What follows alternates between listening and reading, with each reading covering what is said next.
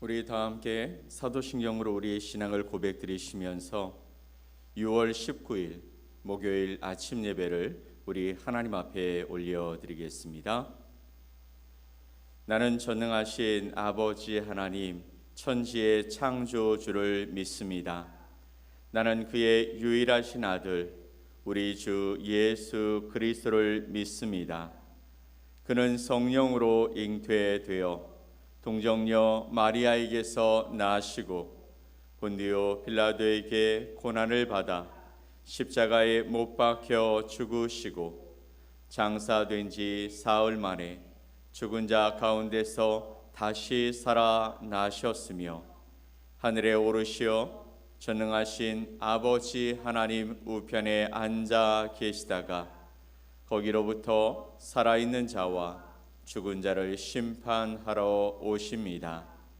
나는 성령을 믿으며 거룩한 공교회와 성도의 교제와 죄를 용서받는 것과 몸의 부활과 영생을 믿습니다. 아멘.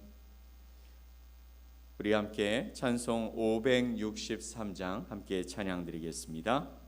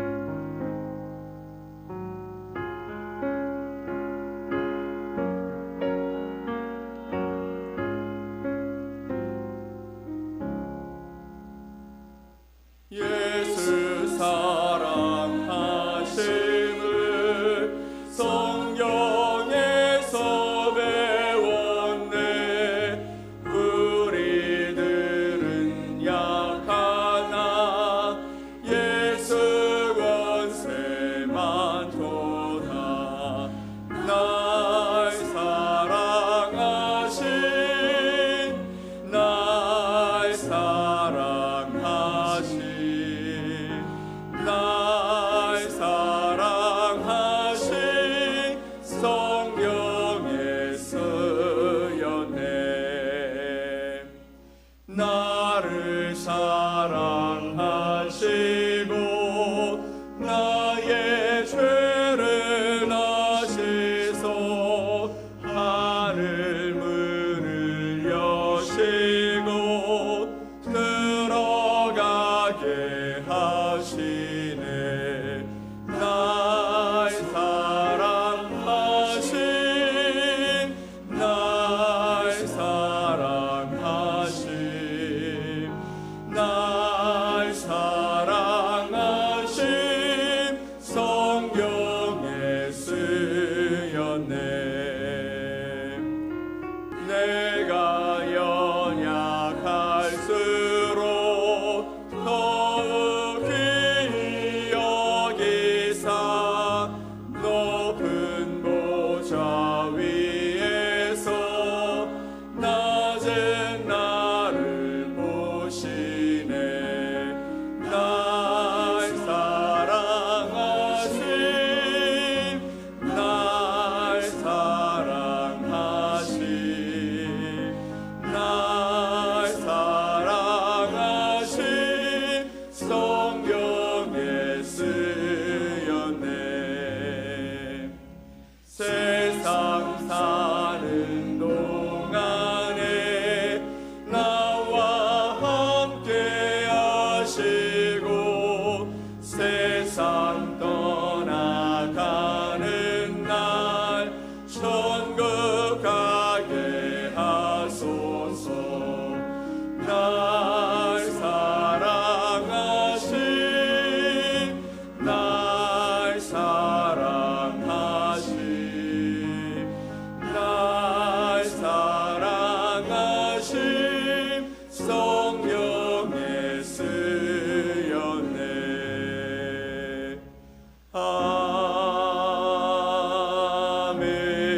아멘.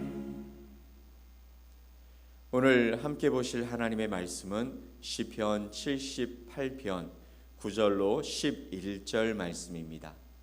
시편 78편 9절로 11절 말씀을 우리 한 목소리로 함께 말씀을 보겠습니다. 에브라임 자손은 무기를 갖추며 활을 가졌으나 전쟁의 날에 물러갔도다. 그들이 하나님의 언약을 지키지 아니하고 그의 율법 준행을 거절하며 여호와께서 행하신 것과 그들에게 보이신 그의 기이한 일을 잊었도다. 아멘. 오늘 시편 78편 9절로 11절 말씀을 통해서 왜 졌는가, 기억을 잃은 신앙의 위기라는 제목으로 여러분과 하나님의 말씀을 함께 나누겠습니다.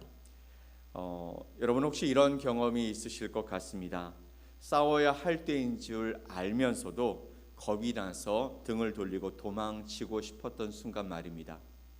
눈앞의 문제는 너무 커 보이고 내 안의 힘은 너무 작게 느껴져서 도저히 못하겠다 하고 주저앉았던 그 시간들 말입니다. 오늘 우리가 나누려고 하는 시편 78편 9절로 11절 말씀은 바로 그런 순간을 살아가는 우리에게 주시는 하나님의 음성입니다. 이스라엘이 왜 전쟁에서 졌는지를 묻는 이 본문의 말씀은 사실 오늘 우리의 영적 전쟁과도 아주 밀접하게 관련이 있습니다. 9절 말씀을 함께 볼까요? 에브라임 자손은 무기를 갖추며 활을 가졌으나 전쟁의 날에 물러갔도다. 아멘. 이스라엘의 12지파 중에 에브라임 자손에 관한 이야기를 합니다. 그런데 그들은 무기를 갖추며 활을 가졌으나 전쟁의 날에 물러갔도다라고 말합니다. 여기서 말하는 에브라임 지파는 이스라엘 12지파 중에서 중심적인 역할을 감당했던 지파였습니다. 이는 요셉의 두 아들 중에 한 아들이었고 또 북이스라엘을 대표하는 지파였고 종종 이스라엘 전체를 상징하기도 했던 지파였습니다. 그들은 오늘 말씀을 보면 무기를 갖추었고 또 활이라는 무기를 갖고 있었다라고 말하고 있습니다. 당시 전쟁에서 활은 아주 강력한 그리고 중요한 무기 중에 하나였죠. 즉 그들은 전쟁을 할 수 있는 능력도 있었고 또 무기도 갖추고 있었으며 힘도 갖춘 특별한 위치에 있었던 지파, 그런 사람들이었다라고 소개하고 있습니다. 그런데 전쟁이 시작되어지자 그들은 어떻게 했다고요? 물러갔다고요. 도망쳤다라는 말씀입니다. 그들은 도망쳤다, 뒤로 물러갔다라는 말씀이죠. 도대체 왜 그랬을까요? 무슨 이유 때문에 그들은 전쟁이 일어났을 때 모든 것을 갖추고 있었음에도 불구하고 뒤로 물러나고 도망쳐야 했을까요? 시편 78편 10절로 11절 말씀은 그 이유를 세 가지로 분명하게 밝히고 있습니다. 함께 읽어볼까요? 그들이 하나님의 언약을 지키지 아니하고 그의 율법 준행을 거절하며. 첫 번째 10절 말씀을 보면 하나님의 언약을 지키지 아니하였다라고 말합니다. 하나님과의 약속을 지키지 않았다라는 것이죠. 여러분 계속해서 말씀드리지만 이 언약 약속이라는 것은 하나님과 그의 백성 이스라엘의 사이에서 세워졌던, 맺어졌던 거룩하고 특별한 약속입니다. 출애굽기 19장의 말씀을 보면 시내산에서 하나님은 그들에게 이렇게 말씀하셨습니다. 함께 읽어봅니다. 내가 애굽 사람에게 어떻게 행하였음과 내가 어떻게 독수리 날개로 너희를 업어 내게로 인도하였음을 너희가 보았느니라. 세계가 다 내게 속하였나니 너희가 내 말을 잘 듣고 내 언약을 지키면 너희는 모든 민족 중에서 내 소유가 되겠고 너희가 내게 대하여 제사장 나라가 되며 거룩한 백성이 되리라. 너는 이 말을 이스라엘 자손에게 전할지니라. 아멘. 너희가 내게 대하여 제사장 나라가 되며 거룩한 백성이 되리라. 너는 이 말을 이스라엘 자손에게 전할지니라 라고 말합니다. 이 언약 약속의 핵심이 무엇입니까? 나는 너희의 하나님이 되고 너희는 나의 백성이 되라 라는 것입니다. 이 약속은 나는 너희 하나님이 될 것이고 너는 나의 백성이 되며 살았으면 좋겠다. 우리는 특별한 관계였으면 좋겠다 말씀하시는 것이죠. 이 말은 단지 종교적인 신념이 아닙니다. 이것은 우리의 삶 전체를 하나님과 함께 살아가는 아주 특별한 관계로 만들어가라는 하나님의 명령이신 것이죠. 그러나 여러분, 에브라임 지파는 이 언약을 버린 것이죠. 하나님과의 관계가 삶의 중심이 되지 않았습니다. 하나님을 믿는다고 말하면서도 하나님이 주신 약속의 땅에 들어갔음에도 불구하고 정작 위기 앞에서는 하나님보다도 자신의 감정과 또 자신의 상황과 환경, 그리고 그 두려움에 반응해서 그 상황 속에, 세상 속에 타협하고 하나님의 말씀을 배반하고 하나님의 길이 아닌 다른 길을 찾아간 것입니다. 결국 언약을 지킨다는 것은 무엇일까요? 바로 전쟁이 닥쳤을 때라도 도망치지 않는 믿음의 태도가 언약을 지키는 것이죠. 문제가 발생했을 때 그 길에서 쉬운 길을 찾아 사람과 세상의 방법을 통해 이것도 저것도 아닌 방법으로 해결하려고 하는 그런 태도를 취하지 않는 것, 그것이 바로 언약을 지키는 것, 하나님과의 약속을 지키며 살아가는 태도인 것입니다. 하지만 에브라임은 어떻게 했습니까? 하나님께로부터 등을 돌려버립니다. 두 번째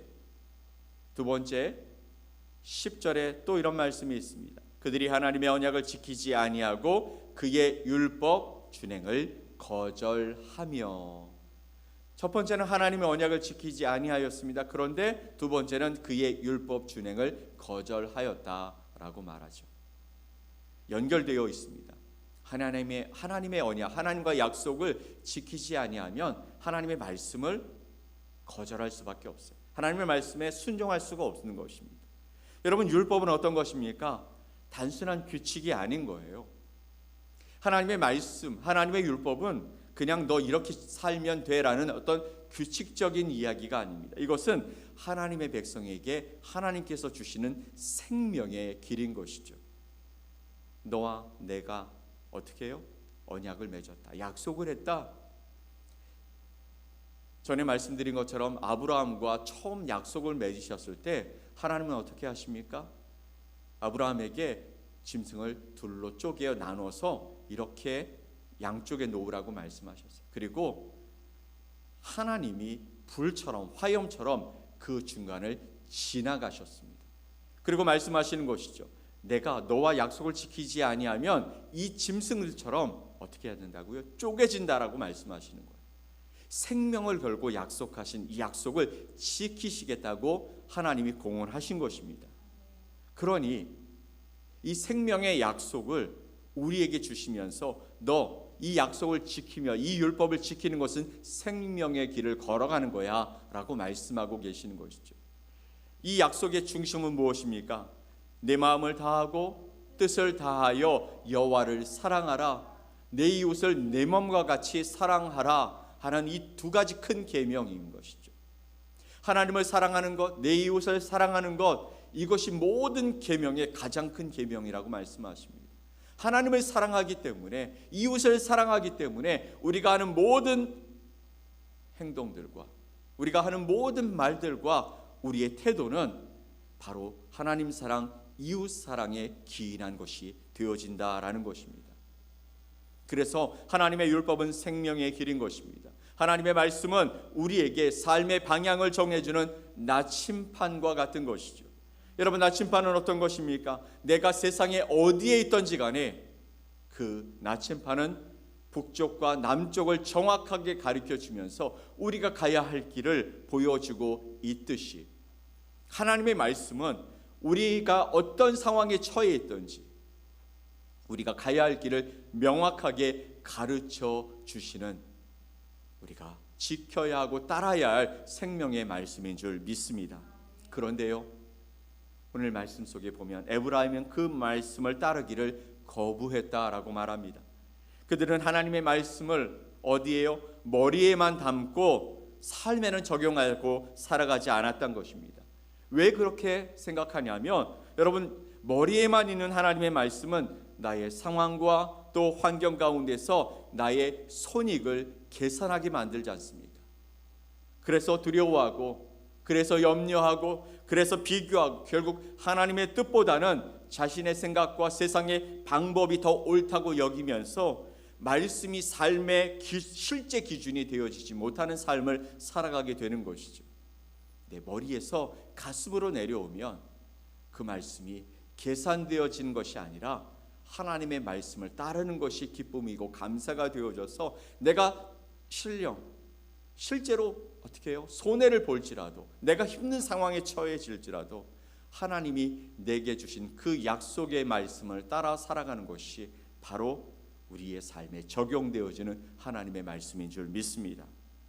그래서 싸움이 시작되었을 때 하나님의 명령을 따라 싸우는 것이 아니라 자신의 생명을 보존하는 것이 우선이 되었고, 결국에는 그런 계산이 하나님께로부터 등을 돌리게 되어졌던 에브라임의 모습을 보게 되어졌다라는 것이죠. 우리 주변에도 그런 분들이 참 많은 것 같아요. 평상시에는 하나님의 말씀을 따라 살아가는 거룩한 하나님의 백성처럼 보여지는데 문제가 생기면 왜 저렇게 살아가시지? 하나님의 말씀은 이것인데 왜 저렇게 반대로 가고 계시지? 라고 의문을 품게 되어지는 경우들이 너무나 많습니다. 네, 그렇습니다.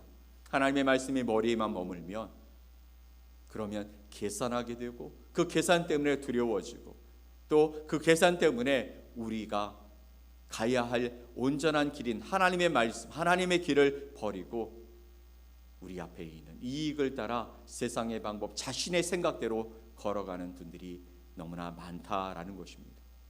세 번째, 11절 말씀을 볼까요? 여호와께서 행하신 것과 그들에게 보이신 그의 기이한 일을 잊었도다. 아멘. 하나님께서 행하신, 그리고 하나님께서 보이신 기이한 일을 잊었다라고 말합니다. 하나님은 이스라엘 백성들에게 엄청난 기적을 베풀어 주셨습니다. 우리가 아는 것만 해도 양손을 접었다 폈다 수없이 해야 할 정도로 그렇게 많은 일들을 이스라엘 백성 가운데 행해 주셨습니다. 이스라엘 백성뿐만이 아니지 않습니까? 바로 저와 여러분에게도 그런 하나님의 은혜와 하나님의 행하심이 있었습니다. 이스라엘 백성들에게 어떻게 하셨습니까? 애굽에서 종살이하던 그들을 향한 강한 손과 펴신 팔로 그들을 건져주시지 않으셨습니까? 또 홍해 앞에 섰을 때 그 홍해를 갈라서 그들을 마른 땅을 지나가듯이 지나가게 하셨습니다. 또 하늘에서 만나와 메추라기를 내려서 그들을 먹이셨고, 반석에서 물을 터뜨려서 광야에서 생명을 이어갈 수 있게 해 주셨습니다. 그리고 가나안 땅에 입성하여 그 땅을 정복하여 약속의 땅에 정착하기도 해 주셨습니다. 이 모든 것이 하나님이 살아계시며 그의 백성을 위해 일하시는 분이시라는 증거를 보여주시는 것이었죠. 그런데 에브라임은 이 사실을 잊어버립니다. 어제도 함께 나누었지만 기억은 믿음의 기초인 것이죠. 기억한다는 것, 하나님이 행하신 것을 기억한다는 것은 내가 지금 이 상황 속에 믿음을 지킬 것인지 아닐 것인지를 결정할 수 있는 놀라운 기초가 되어진다라는 것입니다. 하나님이 과거에 나를 도우셨다라는 그 기억이 있어야 오늘 우리의 전쟁에서 승리할 수 있게 되는 것이죠. 우리의 영적 전쟁 안에서 우리가 어떻게 우리의 삶의 태도를 취할 것인지 우리가 결정할 수 있게 되는 것입니다. 그런데 그 기억을 잃으면 결국 우리의 믿음도 함께 무너지는 것입니다. 그래서 에브라임 지파는 싸움 앞에서 등을 돌릴 수밖에 없었다라는 것이죠. 그런데 이 시편 78편의 이 에브라임의 등 돌림이 어느 때 어떤 싸움들이었을까요?